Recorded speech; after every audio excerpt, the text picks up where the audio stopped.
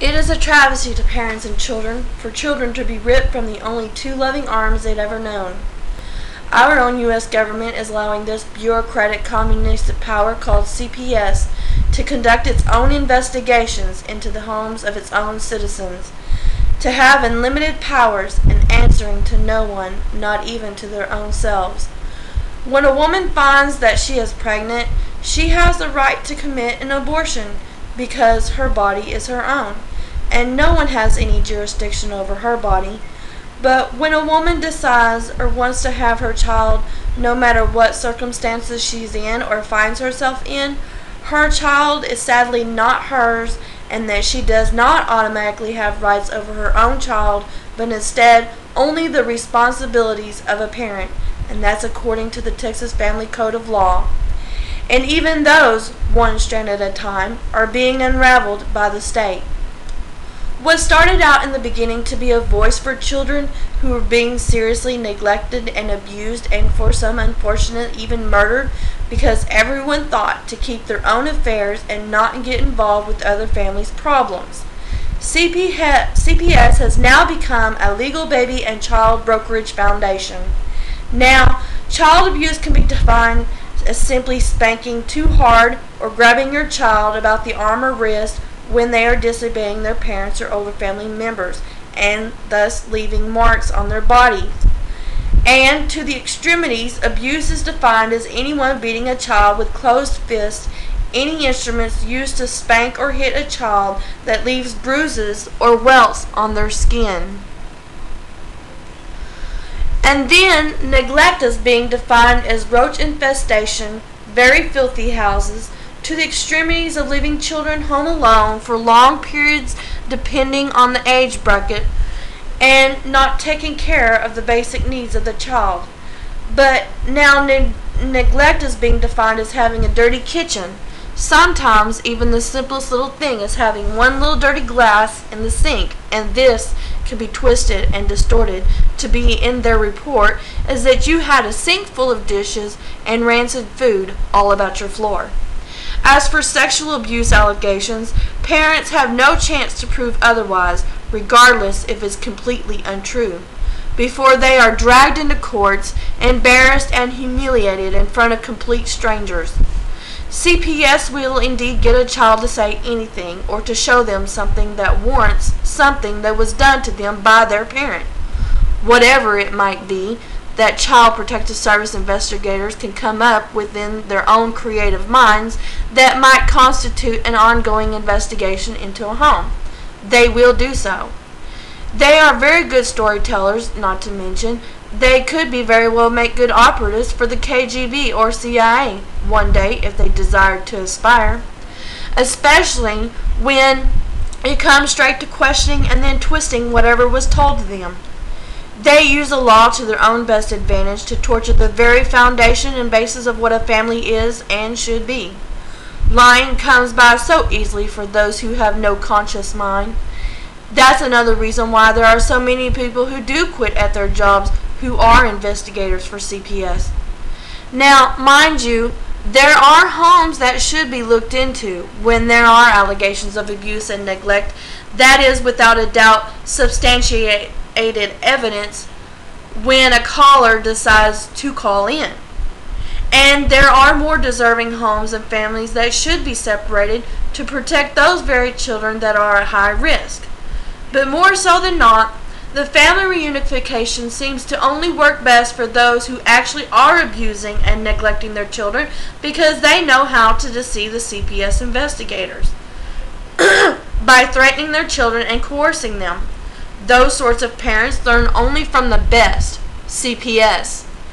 This is a horrible way for children to have to grow up in this sort of home and be handled even by CPS. But it's happening every day out of every second, no matter what CPS believes or thinks that it is doing for the greater good. However, now Child Protective Services goes into every home that gets called on with a frame of mind that what they're about to walk into, the children are already being abused and neglected. In other words, they judge a home to be already a bad home for the children that are involved, and they must be removed immediately.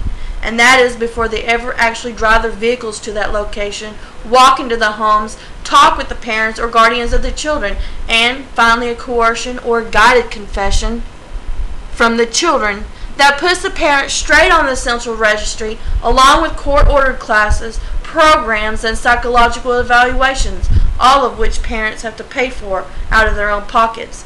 Not to mention, of course, the expenses of transportation, the gas in which to put into those vehicles if they have one, the loss of time from a job, and even job loss entirely.